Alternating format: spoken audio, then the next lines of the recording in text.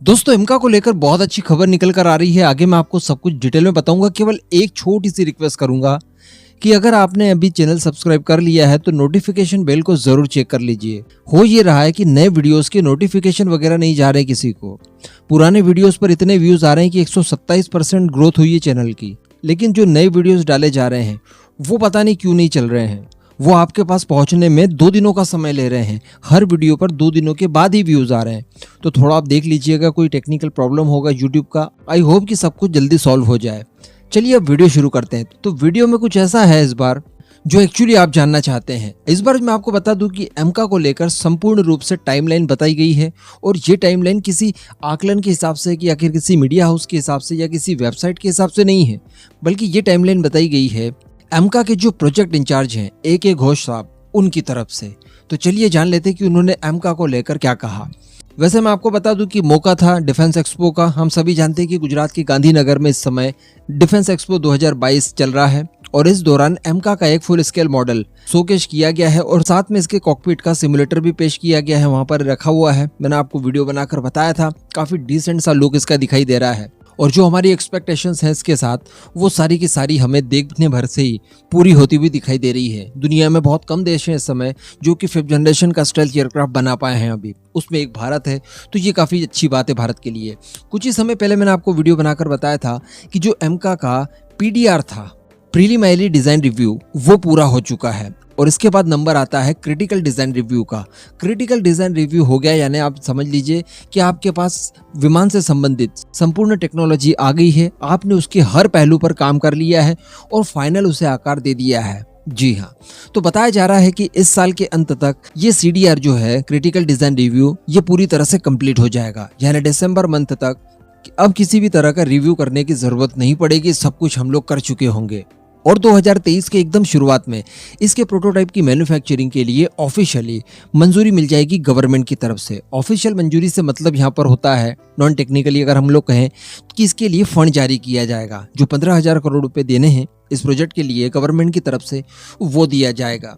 उसके बाद फिर इसके प्रोटोटाइप के ऊपर काम शुरू कर दिया जाएगा, और अंततः 2025 में, ये 25 में भी कब, एकदम मध्य में आप मान लीजिए, इस प्रोटोटाइप को रोल आउट कर दिया जाएगा। उसके बाद इस प्रोटोटाइप के टैक्सी ट्रायल्स लिए जाएंगे फुल स्पीड पर, हाई स्पीड पर, और फाइनली 2026 में इसको फर्स्ट फ्लाइट हम लोग कंडक्ट करवाएंगे। तो 2026 के शुरुआत में 2-3 महीनों बाद समझ लीजिए अप्रैल मंथ तक हम लोग हमारे एमका की फर्स्ट फ्लाइट को कंडक्ट होते हुए देख पाएंगे।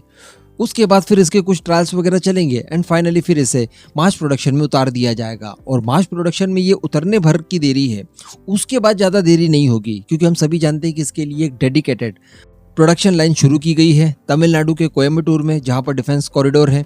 वहीं पर इसकी मैन्युफैक्चरिंग होगी, और पब्लिक प्राइवेट पार्टनरशिप को इसमें भागीदार बनाया गया है। एक पूरा कंसोर्टियम तैयार किया गया है जिसमें कई सारी कंपनीज Tier 1 और Tier 2 टाइप के सेक्शंस में शामिल रहेंगी, और सभी अपना अपना योगदान देंगे, छोटे काम से लेकर बड़े काम तक। तो कहने का मतलब किसी भी तरह की लेट लतीफ़ी वगैरह वहाँ पर नहीं होगी।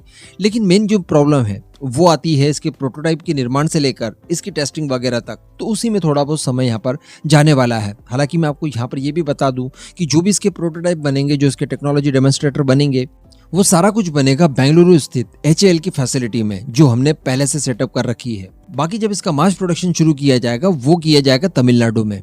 तो कुछ ये इसकी टाइमलाइन है, और ये टाइमलाइन यानी अंतिम टाइमलाइन, क्योंकि इसके अलावा और किसी भी तरह की चीज़ें इसमें नहीं कही जा सकती, क्योंकि ये खुद उन व्यक्ति ने कहा है जो कि इस प्रोजेक्ट के इंचार्ज हैं। हो सकता है कि इसमें फास्ट ट्रैक कुछ होकर जल्दी टाइमलाइन आगे बढ़ जाए, वो एक अलग बात है, या फिर भगवान न करे किसी तरह की कोई प्रॉब्लम आ जाती है और थोड़ा सा लेट हो जाए, तो वो एक अलग मैटर है। बाकी जो मेन टाइमलाइन है जो इसकी रखी गई है और जिस हिसाब से काम चल रहा है, वो मैंने आपको बता दी। हालांकि अभी तक हम लोग इंतजार कर रहे हैं इसी डिफेंस एक्सपो में उस विदेशी भागीदार का, जो कि हमारे साथ मिलकर एमका के लिए 110 किलो न्यूटन का इंजन बनाने वाला है। अब यहाँ पर यूके की रोल्स रॉयस और फ्रांस की साफरान है। हम सभी जानते हैं कि इन दोनों में से ही किसी एक को फाइनली चुना जाएगा, और काफ़ी कुछ उम्मीदें थी हमें कि इसी डिफेंस एक्सपो में कौन हमारा विदेशी पार्टनर होगा, उसकी घोषणा सरकार की तरफ से कर दी जाएगी। हालांकि आज दूसरा दिन कंप्लीट होने को था, लेकिन अभी तक इसके बारे में कोई जानकारी नहीं दी गई। मैं उम्मीद कर सकता हूँ, हम सभी उम्मीद एक्चुअली कर सकते हैं कि डिफेंस एक्सपो खत्म होने तक इसका अनाउंसमेंट भी कर दिया जाए कि हम लोग एमका के लिए इंजन आखिर किस विदेशी पार्टनर के साथ मिलकर डेवलप करने वाले हैं, फ्रांस या फिर यूके। खैर जो कुछ भी होगा, फिलहाल तो हम लोग एमका मार्क 1 के ऊपर काम कर रहे हैं और उसके लिए इंजन डेफिनेटली हम लोग अमेरिका की जनरल इलेक्ट्रिक से लेने वाले हैं, तो विशेष कोई भी दिक्कत हमें फिलहाल तक नहीं जाएगी। लेकिन जो नया इंजन बनेगा उसे स्पेशली ध्यान में रखकर बनाया जा रहा है हमारे एमका मार्क 2 के लिए। और बाद में जब हमारे एमका मार्क 1 के इंजन पुराने हो जाएंगे 8-10 साल बाद सर्विस के बाद, तब जाकर हम इनमें वही वाला इंजन फिर इंटीग्रेट करेंगे। तो ये थी कुछ प्लानिंग जो मैंने आपको बताई। इस पूरे मुद्दे पर आपका जो भी मानना हो नीचे कमेंट करके जरूर बता दीजिएगा।